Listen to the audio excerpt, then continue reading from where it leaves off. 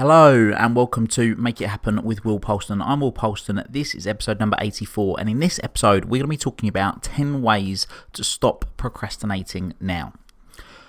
This podcast is called Make It Happen with Will Polston, and what's the opposite of making it happen? Procrastinating. So with that in mind, I thought it was about time that I shared with you some ways that you can overcome the thing that never really has any benefits, which is procrastinating. I've got my fair share of knowledge and experience of how to deal with procrastinating, how to overcome procrastinating, and this episode is just going to share a number of steps that I think that you can implement to be able to ensure that you overcome it and that you don't have to deal with it. Now, let's be honest, we can't completely eradicate procrastination. We're human, right? We procrastinate from time to time. But what we can do is implement things to help us from procrastinating or use the tools and techniques to be able to deal with it. We can beat procrastination using my coaching philosophy, which boils down to three key principles: clarity, action, and accountability. And I'm going to start off with the things that you need in order to be able to gain clarity when it comes to procrastinating. So step one is be honest with yourself. You've procrastinated, so what? Yeah, you've procrastinated, it's done. There's nothing you can do about the past except change the way you think about it. You could be Warren Buffett, Bill Gates, Richard Branson, have all the money in the world, but there's nothing that you can do about the past except change the way you think about it. So when it comes to procrastinating, you can dwell on it all you like, dwell on all the things you could have done, should have done, would have done, or even want to have done, but that's not going to help you. What you need to do is start taking action now, because the very best day to do something was yesterday, and the very best time to do something now is now. So first of all, be honest with yourself and admit that what's happened has happened. Now it's about being proactive. So step two, what's preventing you? It's said that we have 65,000 thoughts a day, and 55,000 of those thoughts are the same as what we had yesterday. So quite often those thoughts can spiral out of control and we make assumptions, and I'm going to make some assumptions shortly, but get really clear on a couple of things by asking a few questions and writing down the answers of whatever comes to your head for a moment or two. So one of the questions I want you to ask yourself is, what do you know that you've been doing that's prevented you from doing what it is that you really want to? Now get clear and write those down on a bit of paper. If you're driving right now or you can't write something down, think of the things that come into your mind. The next step is identify what are the consequences. So another question to answer, and again, if you've got pen and paper, write this down. If you haven't, think about it. What are the consequences in the future that will happen to you and maybe others if you continue to procrastinate? So by answering that, you're going to get clear on what the implications are. Step 4 is identify your assumptions. Quite often we procrastinate as a result of making an assumption. So a question you can ask yourself to identify if it's an assumption or not is, can I 100% categorically know for a fact that reason XXX that you've been using to stop you from doing what you're doing is actually true? 99.9% of the time, it's not 100% provable fact. Therefore, it's an assumption and it needs to be tested, and I'll come to that in a moment. Step 5 is get organized. Whilst we're on the topic of gaining clarity, the reason so many people procrastinate is they leave it at will to decide when they're going to do something. They're completely disorganized. Now, you might be disorganized, and that could be the reason why you're procrastinating. Have you got time in your diary? Is it blocked out in your calendar of what it is that you need to do? Is it on a must-do list of the things that you're going to be doing? Speaking from personal experience, if it doesn't go in my diary or it doesn't go on my must-do list, it just doesn't get done. So ask yourself the questions. Are the things that you really want to do on either a must-do list? Are they blocked out in your calendar for you to do? And have you made them a top priority on your must-do list to focus on for today? So like I said, for me personally, if that isn't the case, it just doesn't happen. That may well be the case for you as well. So now we're going to move on to the topic of action. So step 6, test your assumptions. Like I mentioned a moment ago, one of the best ways to start taking action is to test your initial assumptions. And I want to use a scenario of my own of going to the gym a few years ago now. I recently retired from playing ice hockey, and we used to train very late at night. We wouldn't get on the ice until sort of 10:15, 10:30 some nights, get off at midnight. And by the time I had just showered, drove home, got into bed, it was sort of coming up to sort of 12:30, 1 o'clock in the morning quite often. And one of the things I wanted to do was get up and go to the gym in the morning because of my schedule and my sort of the way that my day was running normally the next day, it would have meant that I would have had to have been in the gym about 6 a.m, which is about a 20-minute drive from where I live. So the excuses that I made before I went to bed, or the assumption more specifically, was that I'm going to be tired. I'm going to feel tired later in the day. I'm not going to have energy. These are all the assumptions that I was making. Now, all of those things that I said to myself, I created. Those assumptions I made or excuses would prevent me from doing what it is that I actually wanted to do, and resulted in me procrastinating, just not doing it. So these are assumptions. So I said to myself, right, I'm going to test these assumptions by getting up early. I'm going to go to the gym. I'm going to see if I'm tired. I'm going to see if I have no energy later in the day. And guess what? I wasn't. It was just a little thought that I made up in my head. And that day I actually ended up having more energy than I normally would if I hadn't have gone to the gym. I'd done multiple things in my day because there was momentum for me to keep going. I even ended up going to bed later that night than I would have done anyway, because I wasn't as lethargic. So what I encourage you to do is identify some assumptions that you can test. Step 7, do the important things first. Now, personally, I'm a morning person. I like to wake up early, get my day started and get underway.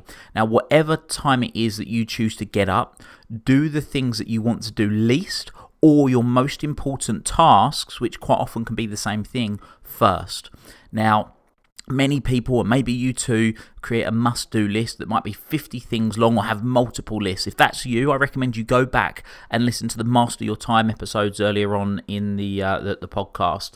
Now, when you do that, and you have this big long list, all you want to do is get through things as quickly as possible to shorten the list. So we tend to go through, do the quick things and the easy things, and the things that we know how to do, just so we can make that list look shorter. And whilst the list might be shorter, the remaining things that are left on the list are quite often the most important things that need to be done, which is pretty stupid when you think about it. So by doing the thing that's most important, or the thing you want to do least, it will give you a sense of satisfaction. 'Cause we've all had situations before where something happens in the day that we wasn't expecting, and at least if you've got the most important thing done, or the thing you wanted to do least wanted to do, you can leave the day with some satisfaction, even if you don't get all those other things done. So regardless of whether you get up at 5 in the morning or 10 o'clock in the morning, get the things that are most important for you, or the things that you least want to do, first and out the way. This will ensure that your days are always productive, and then in fact quite often the rest of the day just becomes easier because you've got that out the way. Step 8 is take baby steps. Now I quite often joke with people that I'm a very efficient person, but at what point does efficient become lazy? So naturally I'm quite a lazy person, right? But I like to label it as efficient. And when I was speaking to a client the other week, she was saying that everything's effort. And it's the same for me. Everything is an effort. I have to take action. Sometimes I do things I don't want to do. Sometimes it's going to be a chore. Sometimes it's going to be an effort. So what I'll do is I'll make myself take baby steps. And there's a very simple... it's not even an analogy, but it's a little saying: how do you eat an elephant? One bite at a time. And it's exactly the same process when it comes to dealing with procrastination. I remember a few years back, I was really into my running, and it was winter, and I was getting up and going out running, and sometimes it was -2, -3 degrees outside, and I was getting up at 5 o'clock in the morning to go running. And when you think about it, did I really want to hop out of bed, put my stuff on and go running outside in the freezing cold, get my fingers cold, my ears cold, my nose cold at 5 o'clock in the morning in the pitch black? No, I didn't. But what I used to do was tell myself that I only needed to go running, or rather than tell myself I'd need to go running for an hour, and I'm going to be cold and it's going to be horrible and the weather's not going to be nice, I would trick myself. And I would say, all you're going to do is go running for 2 minutes. That's all you have to do. You only have to go and run for 2 minutes. And that's the agreement that I gave myself. And when I got outside and I got 2 minutes into my run, I'd done the hardest part, which was starting. And I was able to then run much longer. In fact, never once did I ever give up after 2 minutes. I'd always done it. But because I allowed myself to be able to do that for 2 minutes, it meant that I was able to do it. And this is partly down to something called the Zeigarnik effect, which I'll do another podcast episode on very soon. But yeah, take these baby steps, identify what it is that you can be doing, what can you break down, and maybe that's wanting to do exercise, maybe it's starting something with your work. What can you break down and make as simple as possible? Because when you're doing that and you're doing it regularly, you then benefit from the compound effect. Now, I said about getting clarity, I've said about taking action, and the last one is accountability. So you want to get accountable. When we're born, we're accountable to our parents. When we go to school, we're accountable to our teachers. When we go to work, we're accountable to our bosses. Then we go into the big wide world and we want to do something for ourselves and we wonder why we don't get stuff done.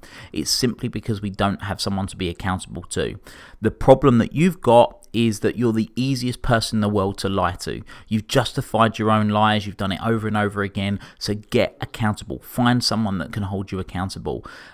We have the ability for you to be able to do that within our network at the Evolve Network. So if you want to find out more about that, then check the link in the comments and you can find out a little bit more about the Evolve Network. It's a great little community of people.